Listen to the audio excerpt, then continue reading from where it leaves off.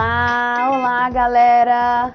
Sou a professora Mônica Gomes e hoje estou aqui para dar super dicas para vocês para o Enem. Hoje a gente vai principalmente abordar a disciplina de gramática, ok? Então a gente vai trabalhar tudo que diz respeito à norma culta padrão, a análise sintática, formação de palavras. Hoje vocês vão poder acompanhar vários temas, ok? Então presta bem atenção, que hoje inclusive trouxe questões do Enem para que você consiga enxergar mais ou menos como será cobrada essa disciplina, esse conteúdo, dentro do padrão que o INEP coloca para você, ok? Então vamos lá, galera. Hoje eu resolvi falar um pouco com vocês sobre período composto. Bom, tem muita gente que viu isso aí há muito tempo, às vezes a palavra subordinação, coordenação causa um tremor nas pessoas, as pessoas têm pânico disso, mas não tenham medo, é muito simples, muito fácil e muito tranquilo de ser entendido, desde que você capte todas as partes mais lógicas desses conceitos, ok? E é justamente isso que o Enem vai te cobrar, a lógica que existe dentro desses conteúdos para que eles sejam associados à interpretação. Então vamos lá. Período composto por coordenação. Sim, não é a subordinação que tem caído frequentemente na prova. O que mais cai para você é a relação entre as orações coordenadas. E elas são de muita importância porque elas abordam principalmente a coesão textual, o que dá liga ao texto. Então é importante que você preste atenção para que não perca nenhum detalhe, tá? Qualquer detalhe faz a diferença. Primeiro, Mônica, eu nem lembro mais o que é período. Realmente eu não estou conseguindo lembrar. Então vamos lá. Nós temos duas estruturas principais na análise sintática, que são as orações, a oração e o período. O período, ele vai ser dividido entre simples e composto. E o que faz o período ser simples? A existência de uma única oração, certo? Então o período é simples quando ele tem uma oração, uma estrutura verbal, ou sendo ela apenas o verbo, ou uma locução verbal que funciona como um verbo só, ok? A partir do momento que eu tenho duas ou mais orações, esse período se torna composto, ok? E é aí de onde a gente vai tirar o conceito de coordenação, de subordinação, tá? Porque nós teremos de analisar duas ou mais orações interligadas e fazendo ali uma noção, um significado, tendo uma semântica diferente em relação à outra, ok? Então vamos analisar esse período composto. O período composto, ele pode estar composto de duas maneiras, ou de forma subordinada ou de forma coordenada. Esses nomes, eles dizem muito sobre o significado desse período.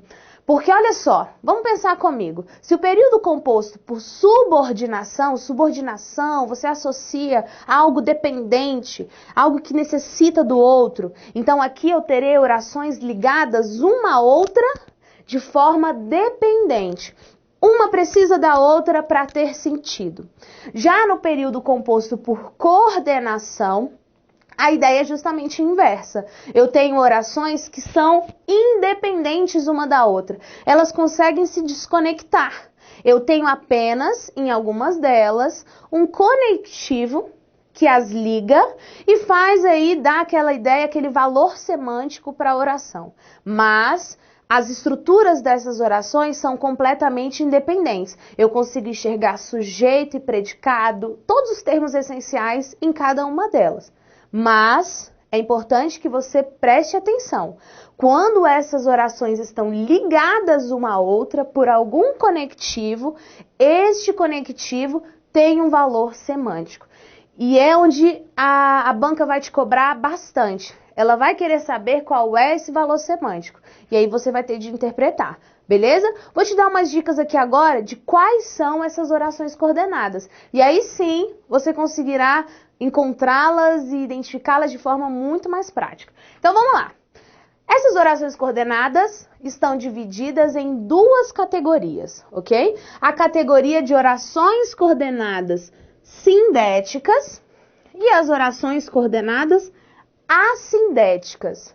Já dizia o registro de formação das palavras que esse prefixo a, ele dá a ideia de ausência, de falta, né? Mais ou menos essa ideia. Então, olha só, vamos decifrar essa palavra.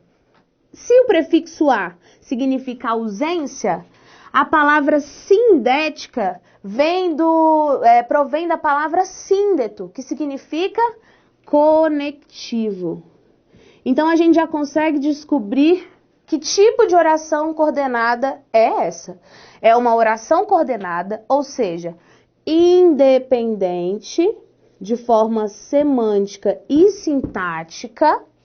É uma oração independente, sem conectivos.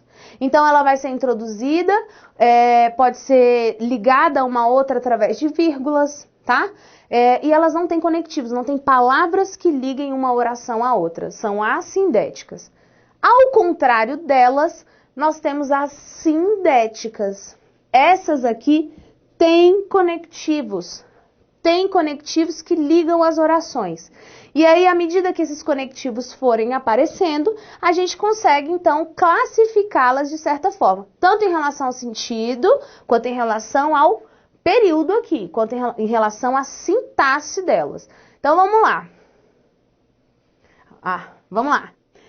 Aditivas, adversativas, conclusivas, explicativas e alternativas.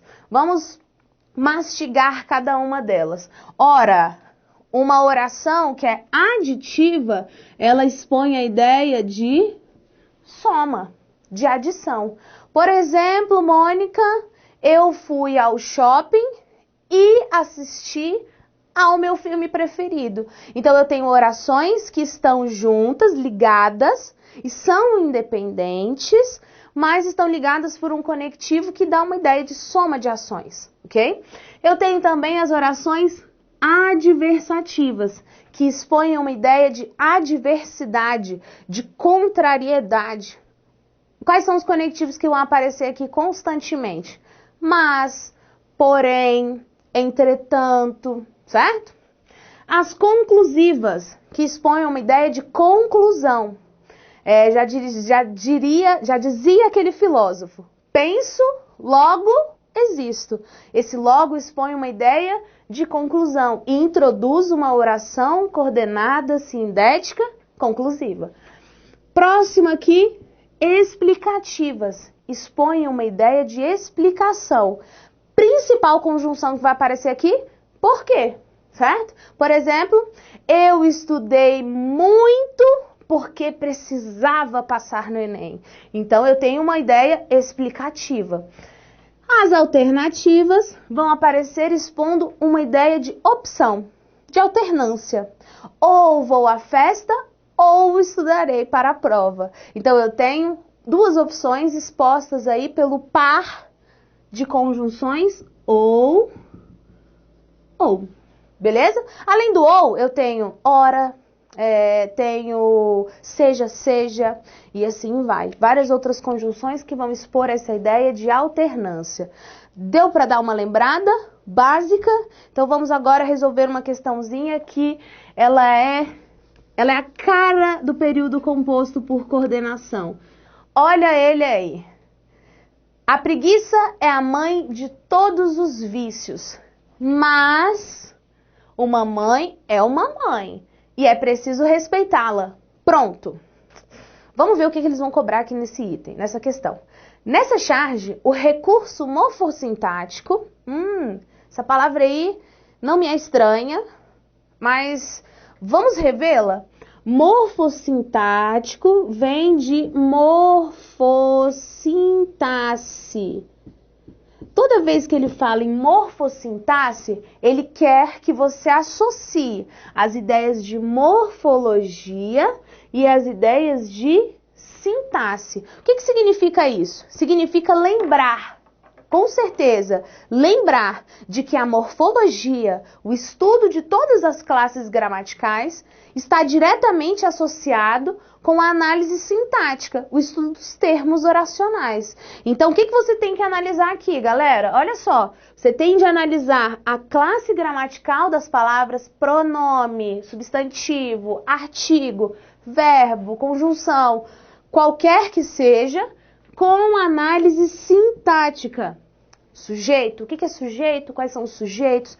Predicado, período, composto, subordinação, coordenação, tudo, ok? Então lembre-se de associar isso quando essa palavra aparece. Não assusta, tá? Vai com calma. Então vamos lá. Nessa charge, o recurso morfossintático que colabora para o efeito de humor está indicado pelo ou pela. Vamos lá, galera. A preguiça é a mãe de todos os vícios, mas uma mãe é uma mãe e é preciso respeitá-la. A gente consegue enxergar o humor bem aqui, ó. Mas uma mãe é uma mãe. E na sequência, a ideia de que a gente precisa respeitar a mãe e pronto, certo? Então, essa aqui é a oração que expõe a ideia de humor, o efeito de humor dessa charge. Agora, vamos identificar qual é a resposta dessa questão. Letra A. O emprego de uma oração adversativa que orienta a quebra da expectativa ao final. E aí, galera? Essa aqui é uma oração adversativa? A preguiça é a mãe de todos os vícios, mas uma mãe é uma mãe. Entretanto, contudo, então eu tenho aqui uma oração coordenada, sindética, adversativa. É isso que ele está expondo aqui no item A. E que orienta a quebra da expectativa. Ele iniciou a quebra, ele iniciou o humor da tira ao final. Então, nós temos já a resposta. Não precisa nem analisar o restante, galera. A gente já tem a resposta aqui logo no item A. Vocês viram como é fácil? Se você souber, se você conseguir lembrar todo o conceito de período composto, vai ficar muito mais fácil para ti, porque você vai conseguir associar e sem precisar analisar toda a questão, todos os itens, você já consegue responder de primeira, beleza? Vamos lá para outro item, um pouco mais difícil em relação à conjunção mas também. Vamos lá. Nós temos um textinho aí, tirado de uma das obras da Clarice Lispector, e aí a gente vai abordar esses dois conectivos aqui, ó. Esse mas e esse aqui, certo? Então vamos lá. A autora emprega por 2 vezes o conectivo mas no fragmento apresentado, observando aspectos da organização, estruturação e funcionalidade dos elementos que articulam o texto, o conectivo mas. Vamos lá, vamos ver o que eles expressam. Primeiro, o calor era forte no apartamento que estavam aos poucos pagando, mas o vento batendo nas cortinas que ela mesma cortara. Esse mas aqui, ele não está com sentido de adversidade, ele está com o sentido de adição, certo? Então ele foge um pouco ao conceito da teoria de que o mas é sempre uma ideia adversativa. Cuidado, nem sempre é. A ideia dele aqui é de adição. Vamos ver o outro. Que se quisesse podia parar e enxugar a testa, olhando o calmo horizonte, como um lavrador. Ela plantara as sementes que tinha na mão, não outras, mas essas apenas. Então, eu tenho aqui sim uma ideia de adversidade. Mônica, são 2 mas iguais, mas de forma semântica, o significado deles são significados diferentes. Então, vamos analisar os itens. Expressa o mesmo conteúdo das 2 situações em que aparece no texto? Não, já identificamos que são ideias diferentes. Vamos lá. quebra a fluidez do texto e prejudica a compreensão, se usado no início da frase. Nada disso. Nada na gramática diz que a gente não pode introduzir uma oração com conjunções. Então, não. Letra C. Ocupa posição fixa, sendo inadequado o seu uso na abertura da frase. Justamente o que eu acabei de falar, esse item está completamente errôneo, ok? Contém uma ideia de sequência temporal que direciona a conclusão do leitor. Também não, porque a gente ainda não tem um fechamento aqui, né? Pelo contrário, temos uma ideia de adversidade no final, não uma ideia conclusiva. Então, não. Sobrou-nos aí o item E. Assume funções discursivas distintas nos dois contextos de uso.